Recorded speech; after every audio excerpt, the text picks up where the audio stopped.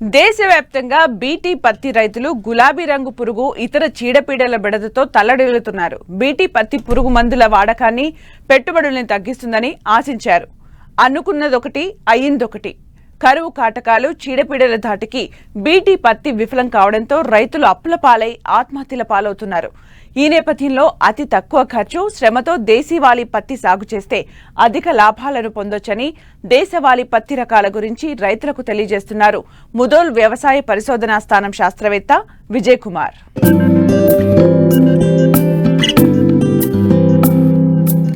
మన దేశంలో పత్తి ప్రముఖ వాణిజ్య పంట.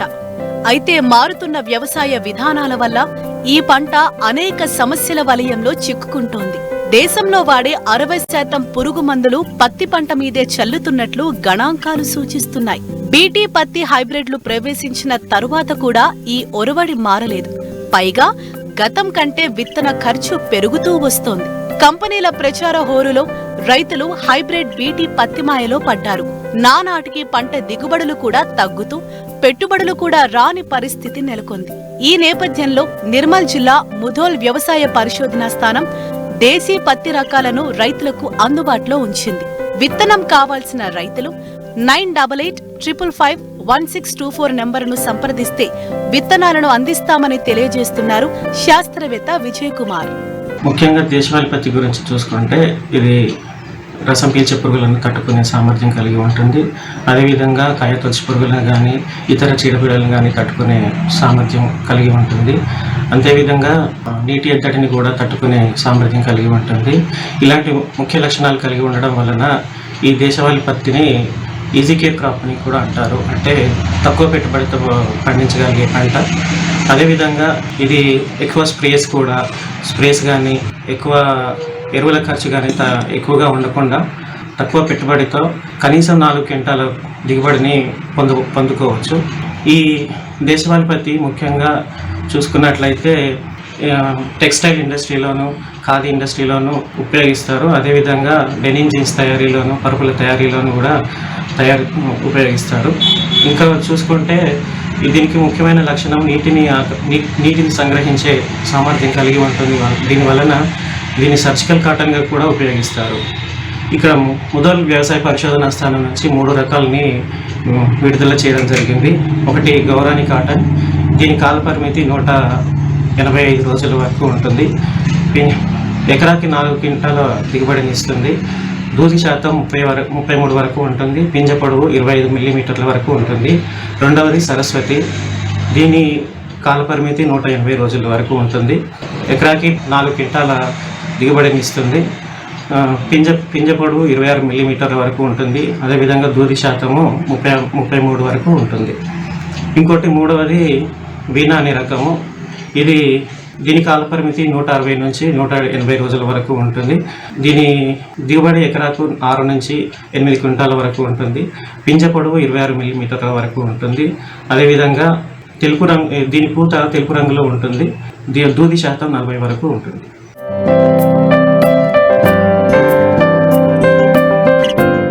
ఖరీఫ్ దగ్గర పడుతోంది. రైతులు విత్తనాలను సేకరిస్తున్నారు. అడపాదడపా కురుస్తున్న వర్షాలకు దుక్కులను సిద్ధం చేస్తున్నారు. అయితే రైతులు ఇప్పటి నుంచే వారు వేయబోయే పంటలకు సంబంధించిన విత్తనాల సేకరణలో కాస్త మెలకువగా వ్యవహరించాలి. విత్తు నాణ్యంగా ఉంటేనే కదా దిగుబడులు ఆశాజనకంగా ఉండేది. అందుకే విత్తనాల సేకరణలో రైతులు ఏ అంశాలను దృష్టిలో ఉంచుకోవాలో తెలియజేస్తున్నారు ప్రధాన శాస్త్రవేత్త డాక్టర్ రాజేశ్వర్ నాయక్.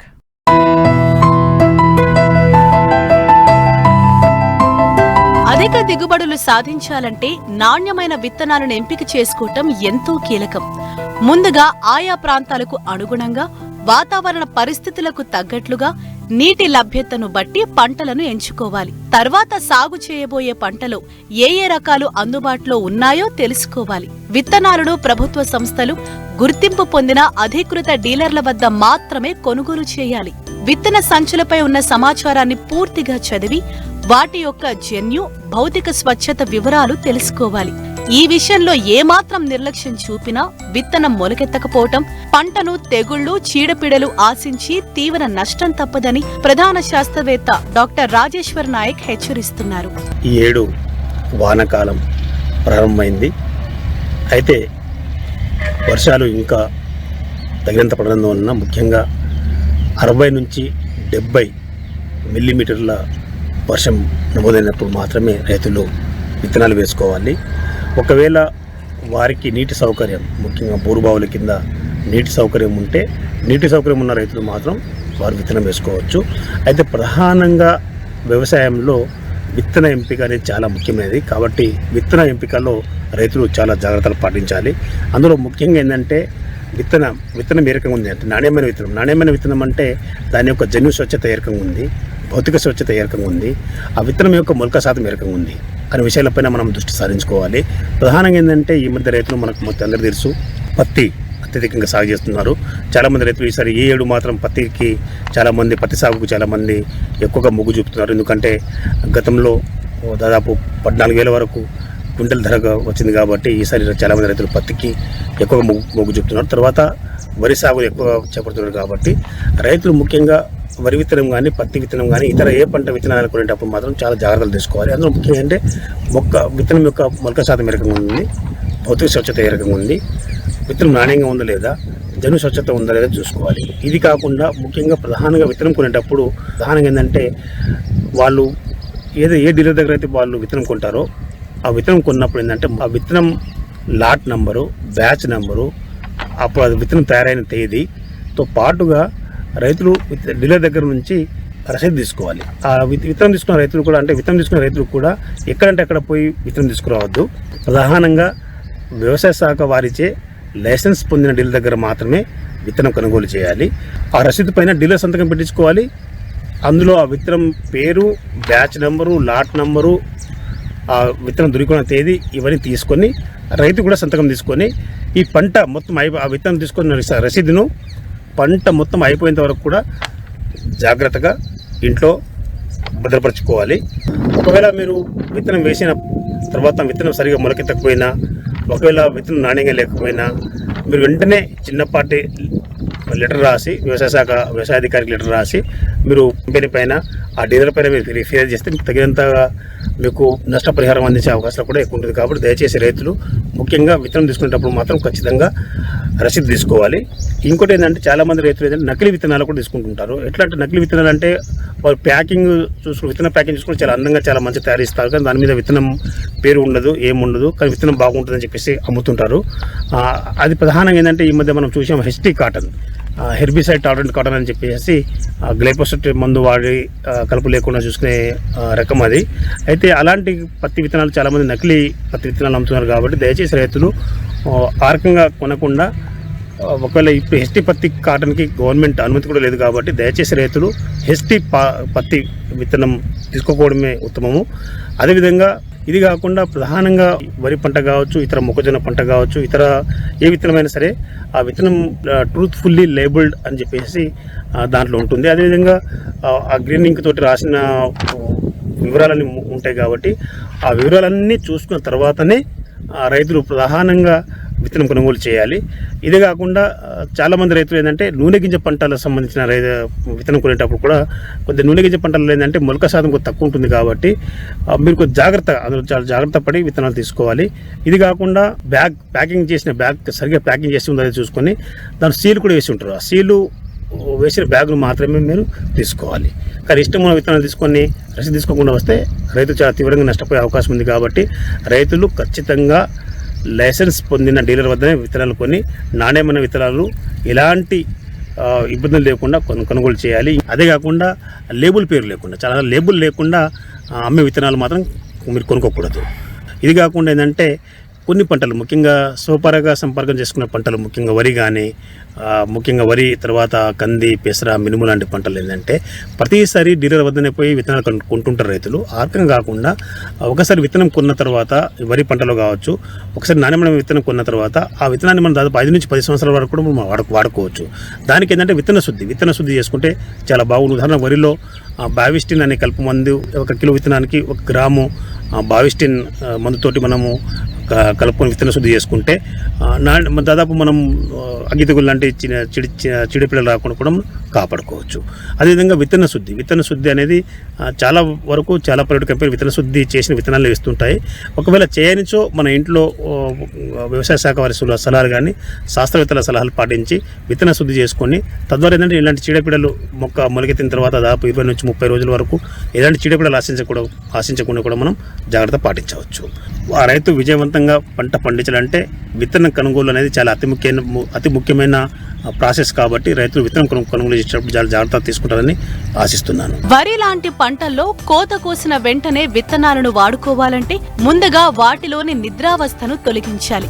ఇందుకోసం లీటర్ నీటికి 6.3 మిల్లీలీటర్ల గాఢ నత్రకామ్లం కలిపి ఆ నీటిలో 24 గంటలు నానబెట్టి మరొక 24 గంటల పాటు మండే కట్టాలి. విత్తే ముందు శిలీంధ్ర నాశనులతో విత్తన శుద్ధి చేసినట్లయితే భూమి ద్వారా వ్యాపించే తెగుళ్లను అరికట్టిన వాళ్లమవుతాం.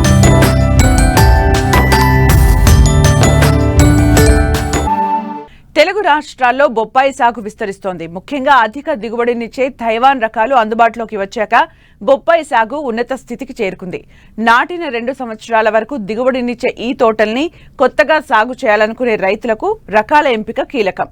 విత్తనం మొదలు కోత కోసే సమయం వరకు సమగ్ర యాజమాన్య పద్ధతులు పాటిస్తే అధిక దిగుబడులు పొందొచ్చని తెలియజేస్తున్నారు సీనియర్ శాస్త్రవేత్త డాక్టర్ పి. సుధా జాకబ్.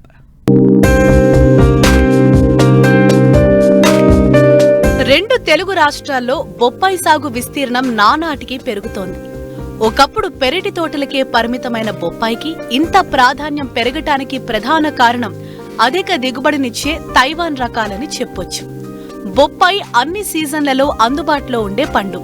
ఇతర పండ్లలో కంటే పోషకాలు పుష్కలంగా ఉండటంతో వినియోగం కూడా గణనీయంగా పెరిగింది. దీంతో రైతులు సంవత్సరం పొడవునా బొప్పాయిని పండిస్తూ మంచి రాబడులను సొంతం చేసుకుంటున్నారు. అయితే తోటలకు ప్రధాన సమస్యగా వైరస్ తెగుళ్లు వెన్నాడుతున్నాయి. అందువల్ల కొత్తగా తోటలను పెట్టాలనుకునే రైతులు ఆయా ప్రాంతాలకు అనువైన మేలైన రకాలను ఎంపిక చేసుకుని పంట ప్రారంభం నుండి వైరస్ ను వ్యాప్తి చేసే రసం పీల్చు పురుగుల నివారణ పట్ల అప్రమత్తంగా ఉండాలి. ఎక్కువ కాలం నిల్వ ఉండి అధిక దిగుబడినిచ్చే తైవాన్ రెడ్ లేడీని రైతులు అధిక విస్తీర్ణంలో సాగు చేస్తున్నారు. అలాగే బొప్పాయి పాలతో పపైన్ తయారు చేస్తున్నారు. పాల కోసం కో2 రకాన్ని ఎన్నుకుంటే మంచి దిగుబడిని తీయవచ్చు. పంట తొలి దశ నుండి మేలైన యాజమాన్య పద్ధతులు పాటిస్తేనే నాణ్యమైన అధిక దిగుబడులు పొందవచ్చంటున్నారు సీనియర్ శాస్త్రవేత్త డాక్టర్ పి. సుధా జాకబ్. మరి ఆ సాగు ఏ విధంగా చేపట్టాలో ఆయన ద్వారానే తెలుసుకుందాం. యాజమాన్య చర్యల్లో మనం ప్రధానంగా గమనించాల్సినటువంటి అంశాలను గుర్తించినట్టయితే వరుసకి మొక్కకి మధ్య పెట్టేటప్పుడు కనీసం 1.8 మీటర్లు దూరం ఉండేటట్టు మనం పెట్టుకోవాలి. ఈ విత్తనాలని మనం చూసుకున్నట్టయితే ఆడపుష్పాలు ఉండేటువంటి మొక్కలైతే ఈ ఆడ మగ కలిసి ఉన్నటువంటి మొక్కలు గైనండిషియస్ అంటారు. 20 గ్రాములు ఒక ఎకరానికి సరిపోతాయి అన్నమాట. వీటిని తీసుకొని మనం ఒక్కొక్క నారుమడి పెంచుకోవాలి. దాదాపు 45 రోజుల పాటు ఈ నారుమడి పెంచుకున్న తర్వాత మొక్కలను మనం ప్రధాన పొలంలో నాటుకోవాలి. ప్రధాన పొలం నాటుకునే ముందే మనం 2-3 సార్లు మనం దున్నుకొని ఏ కలుపు ఏమి లేకుండా శుభ్రంగా తయారు చేసుకోవాల్సినటువంటి అవసరం ఉంటుంది. చివరి దుక్కులోనే దాదాపు ఒక 6 నుంచి 8 టన్నుల పశువుల ఎరువును కూడా మనం వేసుకోవాల్సినటువంటి అవసరం ఉందన్నమాట. 1.8 మీటర్ల దూరంలో వరుసకి మొక్కకి మధ్య 40 సెంటీమీటర్లు పొడుగు వెడల్పు లోతు ఉండే రకంగా మనం గుంటలు తీసుకొని ఆ గుంటల్లో మనం బొప్పాయి మొక్కల్ని నాటుకోవాలి. అవసరాన్ని బట్టి ప్రతి 10 రోజులకు కానీ 15 రోజులకు కానీ మనం నీరు పెట్టినట్టయితే మొక్కలు తొందరగా పెరిగి త్వరగా కాపుకి రావడానికి అవకాశం ఉంటుంది. డ్రిప్ ఇరిగేషన్ పెట్టుకున్నట్టయితే మొక్కలు త్వరగా పెరిగి అధిక దిగుబడి సాధించడానికి అవకాశం ఉంటుంది. డ్రిప్ ద్వారానే మనం ఎరువులు కూడా అందించడానికి అవకాశం ఉంటుంది కనుక మనం ఎరువుల వినియోగాన్ని ఎక్కువగా పెంచడానికి అవకాశం ఉంటుంది అన్నమాట. బొప్పాయి తోటలో ఎరువుల యాజమాన్యం కూడా చాలా కీలకం. పశువుల ఎరువుతో పాటు రసాయన ఎరువులను కూడా అందించాలి. సూక్ష్మ పోషకాలను కూడా సకాలంలో అందిస్తే తోట ఆరోగ్యంగా పెరుగుతుంది. మంచి కాయ నాణ్యత వస్తుంది. మరోవైపు తోటలో కలుపు లేకుండా ఎప్పటికప్పుడు అంతర కృషి చేసుకోవాలి. తర్వాత మనం ఎరువుల యాజమాన్యం గమనించినట్టయితే ప్రతి చెట్టుకు కూడా దాదాపు ఒక 500 గ్రాముల యూరియాను కిలోన్నర సింగిల్ సూపర్ ఫాస్ఫేట్ను 850 గ్రాముల పొటాష్ని మనం వేసుకోవాలి. ఈ యొక్క ఎరువులను 6 భాగాలుగా చేసుకొని ప్రతి 2 నెలలకు ఒకసారి మనం మొక్కకి అందించాల్సినటువంటి అవసరత ఉందన్నమాట. వీటితో పాటుగా మనం తప్పనిసరిగా సూక్ష్మ పోషకాలైనటువంటి జింకు బోరాన్ని తప్పనిసరిగా మనం వేసుకోవాలి. వాటి లోపాల వలన పంట దిగుబడులు బాగా తగ్గిపోతా ఉన్నాయి కనుక మనం తప్పనిసరిగా వీటిని వాడాల్సిన అవసరం ఉంది. బోరాన్ అనేది ప్రతి చెట్టుకి కూడా 50 గ్రాములు, జింక్ అనేది ప్రతి చెట్టుకి కూడా 100 గ్రాముల చొప్పున మనం వేసుకోవాల్సినటువంటి అవసరం ఉంటుంది. ఈ భాస్వరం ఎరువులు వేసిన తర్వాత కనీసం ఒక 4-5 రోజుల గ్యాప్తో ఈ జింకు బోరాన్లు మనం ప్రతి మొక్కలకి వేసుకోవాల్సినటువంటి అవసరత ఉందన్నమాట. కలుపు యాజమాన్యం కూడా చాలా ప్రధానమైంది. వీలైతే మనం ఎడ్లతో మనం అంతర్కృషి చేసుకోవచ్చు. లేనట్లయితే మనం కూలీలు పెట్టుకొని మధ్య ఉన్నటువంటి కలుపు మొక్కలన్నిటిని కూడా మనం చాలా వరకు సమర్థవంతంగా తీసివేయడానికి అవకాశం ఉంటుంది. లేనట్లయితే కూలీల ఖర్చు ఎక్కువ అవుతున్నట్లయితే మనకి పారాక్వాట్ అనేటువంటి మందు అందుబాటులో ఉంది. అది 5 మిల్లీలీటర్ లీటర్ నీటికి కలిపి ఈ కేవలం కలుపు మొక్కల మీదే పడేటట్టు డోమ్ పెట్టుకొని మనం పిచికారి చేసుకోవాలి. ఈ రకంగా మనం బొప్పాయిలో మనం మేలైనటువంటి యాజమాన్య చర్యలు చేపట్టి అధిక దిగుబడులు సాధించుకోవాల్సినటువంటి అవసరత ఉందన్నమాట. ప్రొఫెసర్ జయశంకర్ తెలంగాణ వ్యవసాయ విశ్వవిద్యాలయం వారు అందిస్తున్న వాతావరణ ఆధారిత వ్యవసాయ సూచనలు ఇప్పుడు తెలుసుకుందాం. హైదరాబాద్ వాతావరణ కేంద్రం అందించిన సమాచారం ప్రకారం రాబో 5 రోజులలో అక్కడక్కడా తేలికపాటి నుండి ఓ మోస్తారు వర్షాలు కురిసే అవకాశం ఉంది. పగటి ఉష్ణోగ్రతలు 32 నుండి 42 డిగ్రీల సెల్సియస్, రాత్రి ఉష్ణోగ్రతలు 21 నుండి 30 డిగ్రీల సెల్సియస్ మధ్య నమోదయ్యే అవకాశం ఉంది. తెలంగాణలో అక్కడక్కడా ఉరుములు, మెరుపులతో పాటు ఈదురు గాలులతో కూడిన వర్షాలు కురిసే అవకాశం ఉంది. ఈ రోజు కొమరం భీం, ఆసిఫాబాద్, మంచిర్యాల, జయశంకర్ భూపాలపల్లి, ములుగు, భద్రాద్రి కొత్తగూడెం, వరంగల్, హనుమకొండ, నాగర్ కర్నూల్ జిల్లాలలో అక్కడక్కడ భారీ వర్షాలు కురిసే అవకాశాలున్నాయి. కొమరం భీం, ఆసిఫాబాద్, మంచిర్యాల, పెద్దపల్లి, జయశంకర్ భూపాలపల్లి, ములుగు, భద్రాద్రి కొత్తగూడెం, ఖమ్మం, నల్గొండ, సూర్యాపేట, మహబూబాబాద్, వరంగల్, హనుమకొండ, జనగామ, యాదాద్రి భువనగిరి, రంగారెడ్డి, నాగర్ కర్నూల్, వనపర్తి జిల్లాలలో అక్కడక్కడ ఉరుములు, మెరుపులు, ఈదురు గాలులతో కూడిన వర్షాలు కురుస్తాయి. నిర్మల్, నిజామాబాద్, జగిత్యాల, రాజన్న సిరిసిల్ల, కరీంనగర్, సిద్దిపేట, హైదరాబాద్, మేడ్చల్, మల్కాజ్గిరి, వికారాబాద్, సంగారెడ్డి, మెదక్, కామారెడ్డి, మహబూబ్ నగర్, నారాయణపేట, జోగులాంబ, గద్వాల్ జిల్లాలలో అక్కడక్కడ ఉరుములు, మెరుపులతో పాటు గంటకు 30 నుండి 40 కిలోమీటర్ల వేగంతో కూడిన ఈదురుగాలుల వర్షాలు కురుస్తాయి. రేపు జయశంకర్ భూపాలపల్లి, ములుగు, భద్రాద్రి కొత్తగూడెం, ఖమ్మం, నల్గొండ, సూర్యాపేట, మహబూబాబాద్, వరంగల్, హనుమకొండ, జనగామ, యాదాద్రి భువనగిరి, రంగారెడ్డి, నాగర్ కర్నూల్, వనపర్తి, జోగులాంబ, గద్వాల్ జిల్లాలలో అక్కడక్కడ ఉరుములు, మెరుపులతో పాటు ఈదురు గాలులతో కూడిన వర్షాలు కురవనున్నాయి. ఎల్లుండి ములుగు, భద్రాద్రి కొత్తగూడెం, ఖమ్మం, నల్గొండ, సూర్యాపేట, మహబూబాబాద్, నాగర్ కర్నూల్ జిల్లాలలో అక్కడక్కడ ఉరుములు, మెరుపులు, ఈదురు గాలులతో కూడిన వర్షాలు కురిసే అవకాశం ఉంది. 4వ రోజు భద్రాద్రి కొత్తగూడెం, ఖమ్మం, నల్గొండ, సూర్యాపేట, మహబూబ్ నగర్, నాగర్ కర్నూల్, వనపర్తి, నారాయణపేట, జోగులాంబ, గద్వాల్ జిల్లాలలో అక్కడక్కడ ఉరుములు, మెరుపులు, ఈదురు గాలులతో కూడిన వర్షాలు కురుస్తాయి. 5వ రోజు మంచిర్యాల, కరీంనగర్, పెద్దపల్లి, జయశంకర్ భూపాలపల్లి, ములుగు, భద్రాద్రి కొత్తగూడెం, మహబూబాబాద్, వరంగల్, హనుమకొండ జిల్లాలలో అక్కడక్కడ ఉరుములు, మెరుపులు, ఈదురు గాలులతో కూడిన వర్షాలు కురుస్తాయి. రైతులు తడిచిన వరి ధాన్యాన్ని సురక్షిత ప్రాంతానికి తరలించి ఆరబెట్టుకోవాలి. మామిడి తోటలో పడిపోయిన కాయలను సేకరించకుండా మంచిగా ఉన్న కాయలను మార్కెట్కు తరలించాలి. పగిలిపోయిన కాయలను అలాగే తోటలో వదిలేసినట్లయితే తెగుళ్లు ఆశించే అవకాశం ఉంది కాబట్టి ఆ కాయలను కూడా తోటలో నుండి తీసివేయాలి. ఉరుములు మరియు మెరుపులతో కూడిన వర్ష సూచనలు ఉన్నందున రైతులు విద్యుత్ స్తంభాలు, విద్యుత్ తీగలు, చెరువులు, నీటి కుంటలకు దూరంగా ఉండవలెను. రాష్ట్రంలో అక్కడక్కడ వివిధ జిల్లాలలో ఉరుములు, మెరుపులతో కూడిన వర్ష సూచనలు ఉన్నందున రైతులు చెట్ల కింద నిలబడరాదు. పశువులు, గొర్రెలు, మేకలను చెట్ల కింద ఉంచరాదు. కోసిన పంటలను ముందు జాగ్రత్తగా సురక్షిత ప్రాంతానికి తరలించవలెను. మార్కెట్కు తరలించిన ధాన్యం తడవకుండా టార్పలిన్తో కప్పి ఉంచవలెను. రాబో 5 రోజులలో తేలికపాటి నుండి ఓ మోస్తారు వర్షాలు కురిసే సూచనలు ఉన్నందున రైతులు వేసవి దుక్కుల వలన భూమి గుల్లబారి నీటి శక్తి పెరుగుతుంది. అందువల్ల అప్రమత్తంగా ఉండి వేసవి జల్లులను ఆసరా చేసుకుని వేసవి దుక్కులను చేసుకోవాలి. పండ్ల తోటల్లో వేసవి కాలంలో గుంటలు తీసి ఎండకు ఎండనివ్వాలి. దీని వలన నేలలో ఉన్న పురుగులు, వాటి గుడ్లు, తెగుళ్లను కలిగించే శిలీంధ్రాలు నశిస్తాయి. ఆ తరువాత పండ్ల మొక్కలు నాటుకోవడం మంచిది. మట్టి నమూనాలను సేకరించి నేలలోని పోషక విలువల సమాచారం కొరకు మట్టి నమూనాలను పరీక్ష చేయించుకోవాలి. నీటి వసతి గల ప్రాంతాలలో పచ్చిమేత కొరకు పశుగ్రాస పంటలుగా జొన్న, మొక్కజొన్న పంటలను వేసుకోవచ్చు. తక్కువ నీటి వసతి గల ప్రాంతాలలో పశుగ్రాస పంటలుగా సజ్జ, బొబ్బర్ల పంటలను వేసుకోవచ్చు. వేసవి జల్లులను ఉపయోగించుకుని రైతులు పచ్చిరొట్ట పైర్లు అయిన జీలుగా, జనుము వేసుకోవాలి.